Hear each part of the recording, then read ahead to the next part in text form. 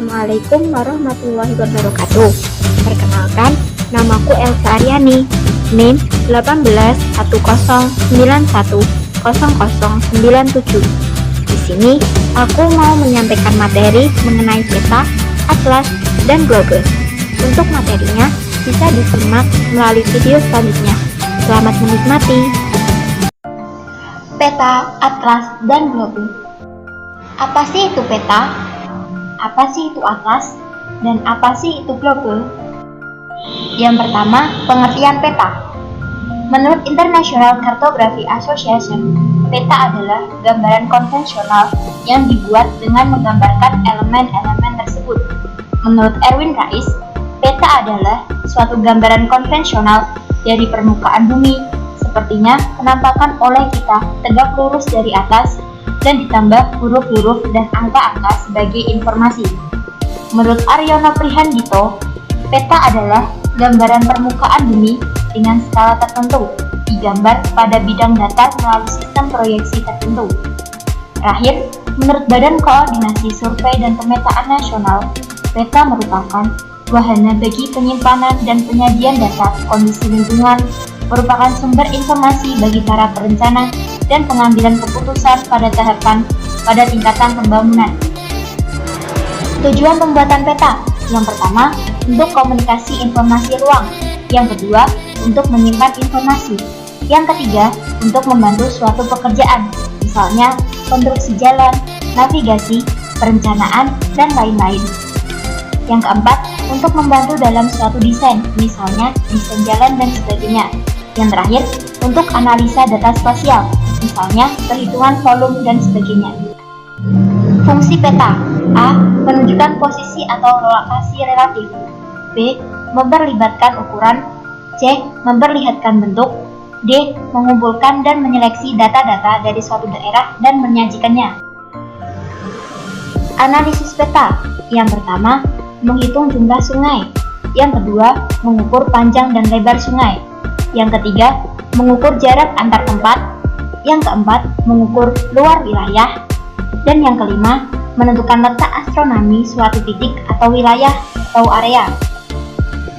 Nah, selanjutnya, interpretasi peta.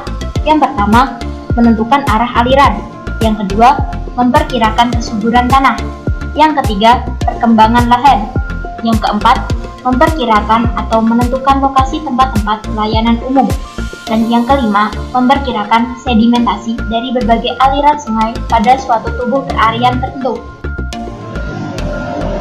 Selanjutnya, karakteristik peta. Yang pertama, skala bervariasi, baik itu skalanya kecil, sedang, ataupun besar. Yang kedua, mudah direproduksi. Yang ketiga, digunakan sebagai peta dasar untuk kepentingan tertentu yang berupa pola peta tematik. Yang keempat, menggambarkan daerah atau wilayah tertentu yang relatif sempit. Yang kelima, mengetahui lokasi peta. Yang keenam, untuk perencanaan yang detail harus menggunakan peta berskala besar. Nah, klasifikasi dan ruang lingkup peta. Yang pertama, peta ditinjau dari jenis ada dua, yakni peta foto dan peta garis. Peta foto sendiri adalah dari foto udara yang dilengkapi garis kontur, nama, dan legenda. Sedangkan peta garis adalah menyajikan detail alam dan buatan manusia dalam bentuk titik, garis, dan luasan. Yang kedua, peta ditinjau dari skala. A. Peta kadaster 1:500 sampai dengan kurang dari 1:5000. Yang kedua, peta skala besar 1:5000 sampai dengan 1:250.000. Yang ketiga, peta skala sedang 1:250.000 sampai dengan 1:500.000.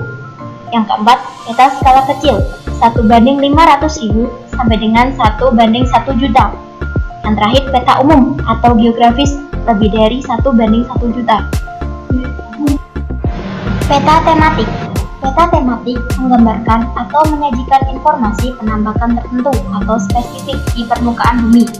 Contoh dari peta tematik: yang pertama, peta iklim; yang kedua, peta SDA di Indonesia; ketiga, peta tata guna lahan; yang keempat, peta persebaran penduduk; dan yang kelima, peta geologi. Nah, di bawah sudah ada contoh peta tematik.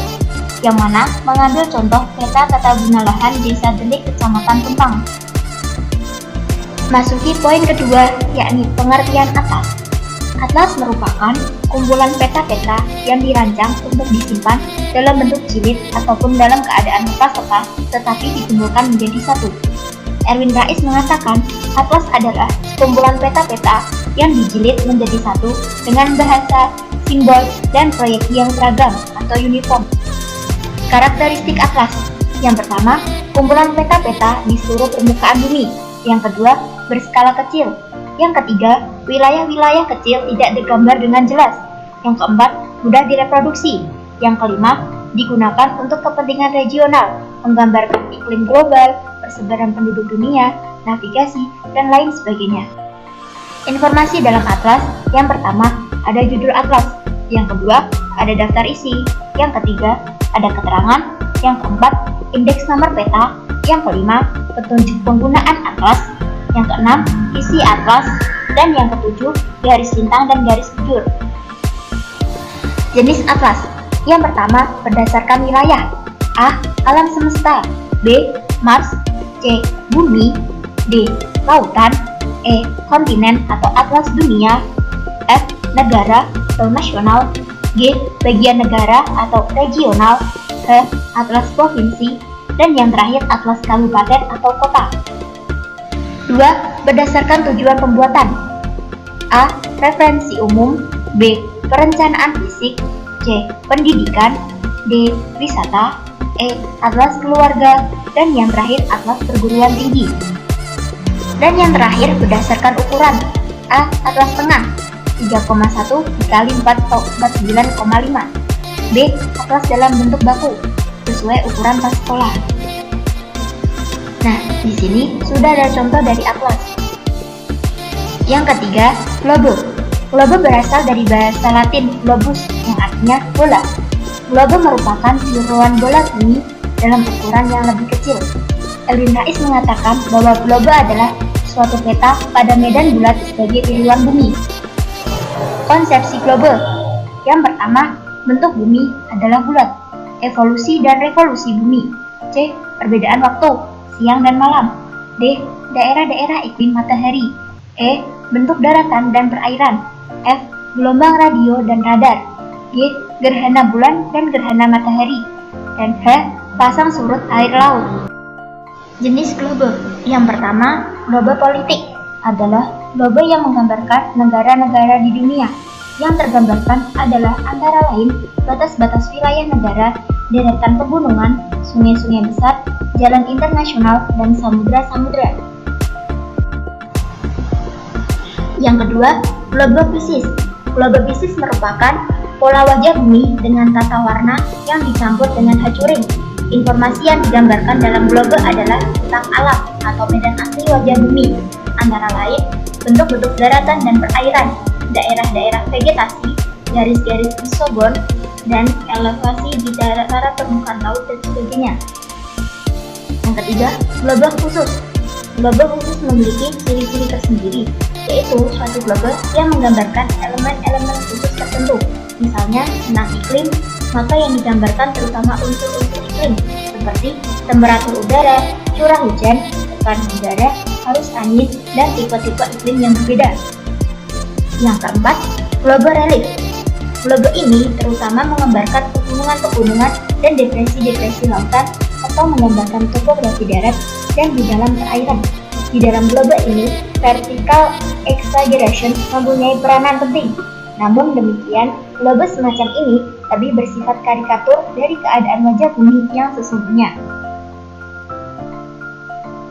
Yang kelima, yakni globe bagan. Globe bagan ini hanya diberi warna dasar saja, jadi simbol-simbolnya sangat miskin dan simbol lain dapat dibubuhkan oleh si pemakai atau guru dalam pengajaran di kelas. Adapun warna dasar tersebut antara lain adalah warna hitam untuk daratan dan warna biru untuk lautan. Dan yang terakhir, globe transparan. Globe ini menggambarkan tentang berbagai rasi bintang dengan kedudukannya masing-masing, sehingga baik untuk mengajarkan geografi matematik ataupun kosmografi. Dengan globe dapat diketahui letak bintang pada tanggal-tanggal tertentu. Karakteristik globe. Yang pertama, lokasi sebenarnya. Yang kedua, dapat mengetahui lokasi suatu wilayah lain. Yang ketiga, sulit direproduksi dan disalin. Yang keempat, keterangan sangat terbatas. Yang kelima, wilayah yang kecil tidak tergambar. Dan yang terakhir, tidak lazim ditambahkan simbol atau keterangan lain. Di bawah sudah ada contoh dari globe. Demikian materi yang sudah aku jelaskan tadi, semoga bermanfaat. Mohon maaf apabila ada kesalahan. Tinggalkan pesan jika ada kritik dan saran. Salam kartografi, saya Elsa Aryani.